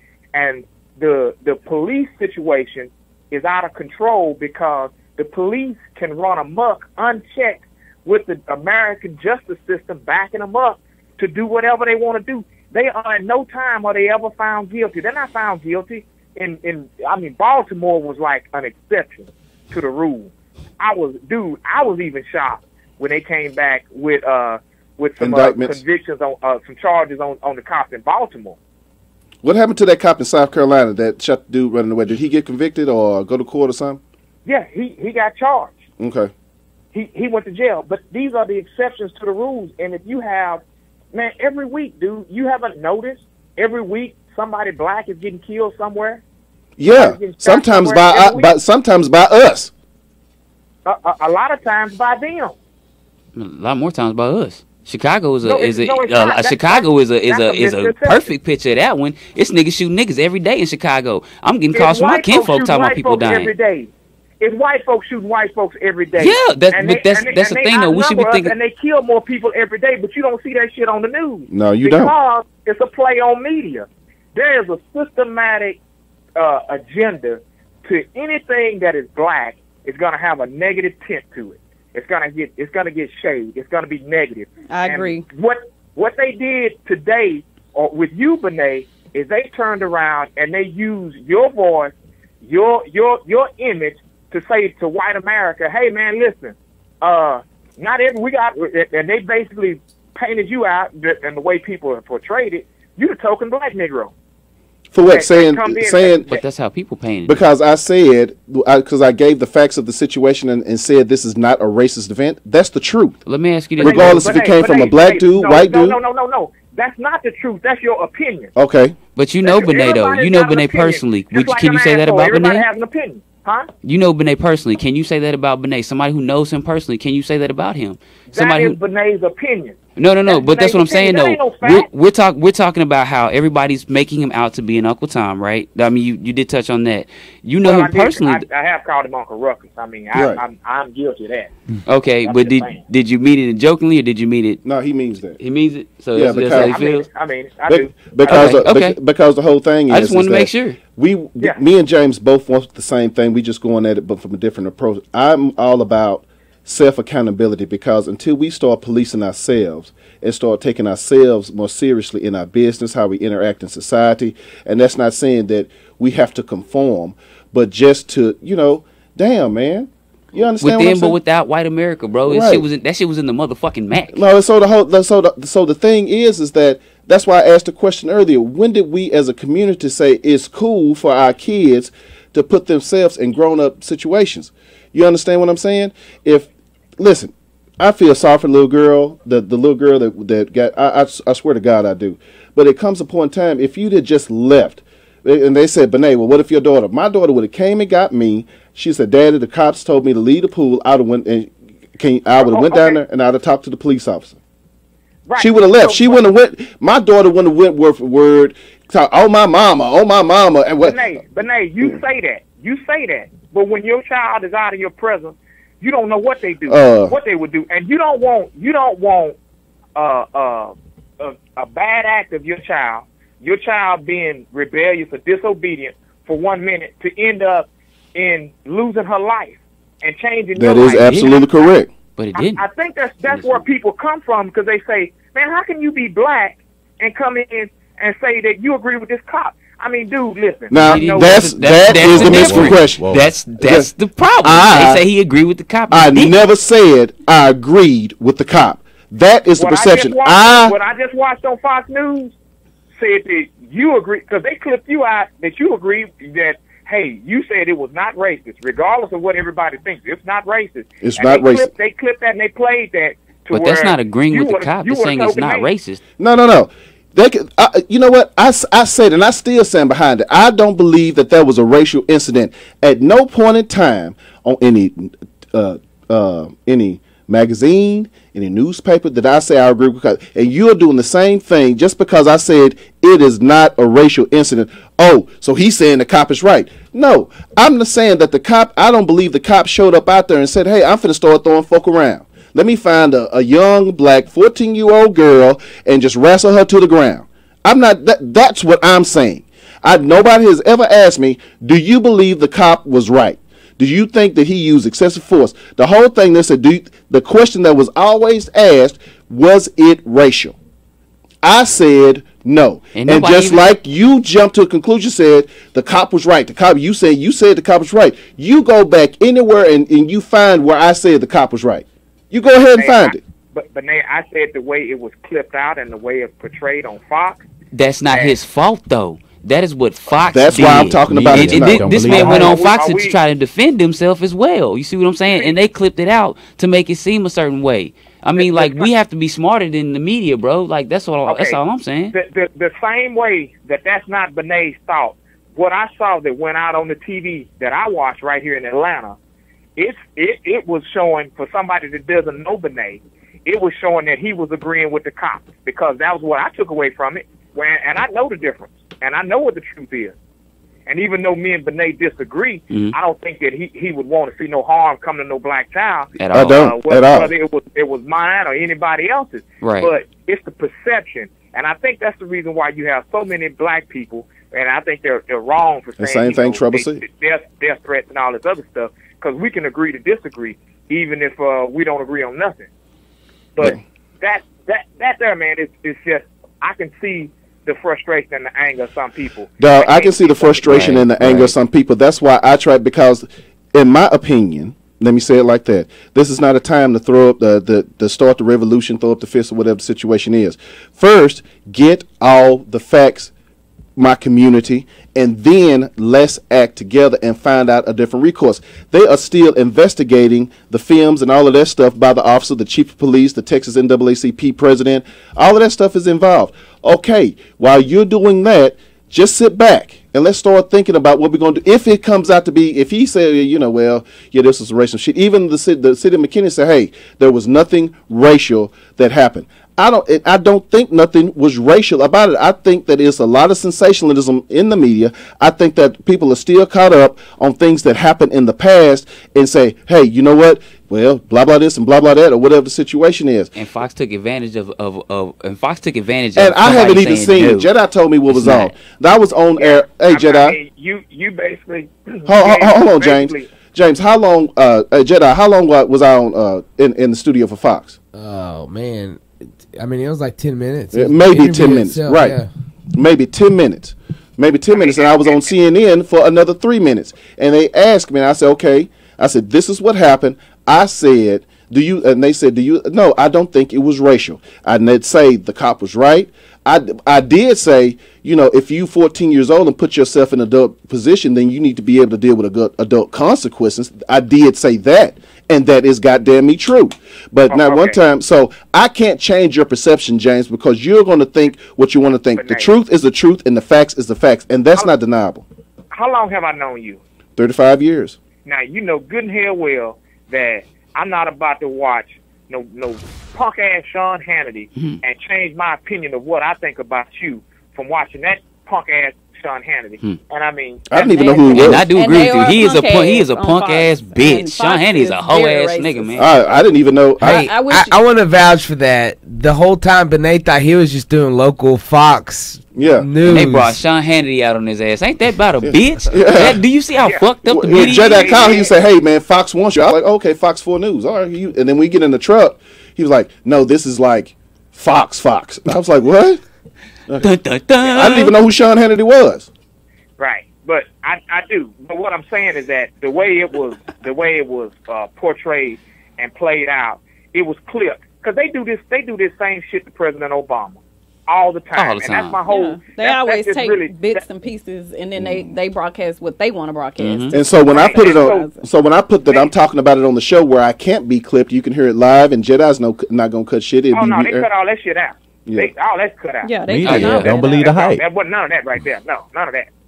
But what I'm saying is that if we got a black president that is highly educated, he's hardworking, he's a smart man, and if he gets treated like dirt, what makes you think that anybody else is gonna get a? So what is our outlet to voice our opinion other than voting and telling the truth based on our perception and how we saw it?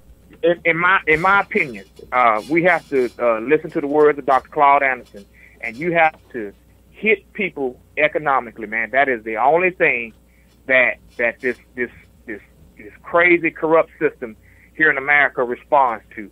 You think about if black people just came and said, "Listen, man, we're tired of this. We're not gonna get out in the street and march. We're not gonna do that because when we get out there with Al Sharpton and the rest of these clowns, this ain't doing us no damn good. What we go do is we go sit our black asses at home and we go stop going to all these fast food restaurants. We go stop going in these damn stores, buying all these clothes and spending our money. And until you can come in and you corporate America, you come in because you guys control the media and you control all these outlets. Until y'all can get a handle on this stuff, we go stay at home and we're not going to spend our money. And we could boycott, but nobody wants to do that because nobody wants to be inconvenienced. Nobody wants. Right. We have a whole bunch of armchair revolutionaries. Right. But no, Benet, if we're a $1 trillion economy, Black America is a $1 trillion economy, and we basically supply every other ethnic group with income, why couldn't we do that for ourselves? Because we don't control our own land anymore. We don't control our own houses anymore. We don't control our own communities anymore. Like, we are disenfranchised. And until we can come together and have these people that actually own these things that are our color come together and start forming unions, to start helping other people start forming unions, make business owners, more business owners before we can actually start dealing with our own businesses, we're doomed. The crab in the bucket mentality. So you can't go to the bank and get a loan because you're getting a loan from the white man. You got to pay the white man right back, cuz. Right. Well, we can't even get a loan to start a business. Yeah, you can. You just got to get your shit together. You have to be. Like literally, right now, I'm still from Malone. My shit was totally fucked up. So when people come over here from other countries, how do they get their shit together when they come over here with nothing? Well, I mean, honestly, they get grants for coming over from other countries. They get $100,000 for coming over and starting a new life by going through their government, and then their government going through our government. They get that money. That's how that works. But we can't do that. We're here. We need to figure out another way. Oh, really? So that's fair. And that's cool. Never said it was fair. It ain't never gonna be fair. We could throw fair the fuck out the window, bro. I'm not trying to cuss at you to be disrespectful, but honestly, we really gotta get rid of this fair thing until we can create our own fair. Fair is nothing to us. It will never be nothing to us. It will never ever be anything to us until we create it. So the solution is what? Like I just got through saying, it's going to take us another 50 to 100 years bare minimum. But we have to start building our own industries, our own industries. We'll be here. What you're telling me is this won't happen in our lifetime. But these children with these sagging pants, the ones that listen to rap music, the ones that smoke, the ones that sit up, if we teach them right, they can be a better reflection. And the ones that sit up and go toe to toe and talk crazy to cops. If we teach them right, if we start teaching them right, they could be a better reflection of us in the future. Yes, we're doomed, but they could save our future. I'm saying that. I think the world will come to an end for that to happen. That's fucked up. That means that literally with Smiley on that. Yeah. Hey, heaven and earth will pass away before that happens. I think we're on our last few legs. Heaven and earth will pass before black people can come together and build their own communities. We are dealing with the same stuff that that my great grandmother was dealing with, and this is 2015. New fashion. Yeah, but before that's then, you know what? Going on what Smiley said. When did we become? When? Man, I swear to God, I thought we were past a lot of this shit because it is 2015. We're not. I swear to God, I did not know that this was so racially divided. I knew it was racially divided because everybody, race is out there. Mm-hmm. But on the same token, for me to voice my opinion, and then for my community, his community, my community, not my community at Craig Ranch, but the people like, wait a minute, hold on, dog. What are you doing? What are you saying? And I just look at it. I didn't reply. I didn't respond. I said, just wait till the night. That's all. And they just jumped on the man. I said, just wait till the night, goddammit. And I've been waiting on it. So yeah, I'm waiting for the armchair revolutionaries to call in. I'm waiting for all of that stuff to come in because you bad on Facebook. You can talk to me live right here, right now. We can discuss it right here, right now. Let's talk about it. It's only one person that called in, and I respect her opinion and everything like that. But, and I'm still not going to change my fact and just my mind on what I think the situation is. James may have a different view. Smiley, when she studies up and finds out what she may have a different view. And and I'm not going to change my view about the cop being overly aggressive. And you shouldn't. And I've read some of the articles since I've been sitting here, and one of them on CNN, I guess they interviewed one of the cops, and one of the cops said that their job and their training teaches them to de-escalate. Yeah, de-escalate the situation, the issue. And so he obviously didn't do it. I think he let his human side come into it. What could he have done to de-escalate that situation? I feel like he could have got on the bullhorn and said, y'all need to go home. You need to call your parents to come pick you up, or we're calling other cops out and you're going to be arrested. James just got to point out that he just got through screaming at the kids and cussing at them. That didn't do nothing to him. They have no fear. I didn't say get on there and cuss at them. I said speak to them respectably and get on the bullhorn and say you need to have your parents come pick you up, or more cops are coming out and you're going to be arrested because I'm asking you to leave. This is private property. Give them the same common courtesy that you would give white kids. Give them a chance to walk away from there and leave. If they'd have said, hey, listen, anybody that's still over here at this pool in 10 minutes, you're going to get arrested. You got your chance to leave. And I would sit back and I would wait. And that would de-escalate the situation real quick because they say, hey, man, I don't want to go to jail. I'm out. Let everybody grab their cell phones, their towels, or whatever, and move on out. And it would have been a done deal. Right. But that's really? What I really think. If he came in as the aggressor.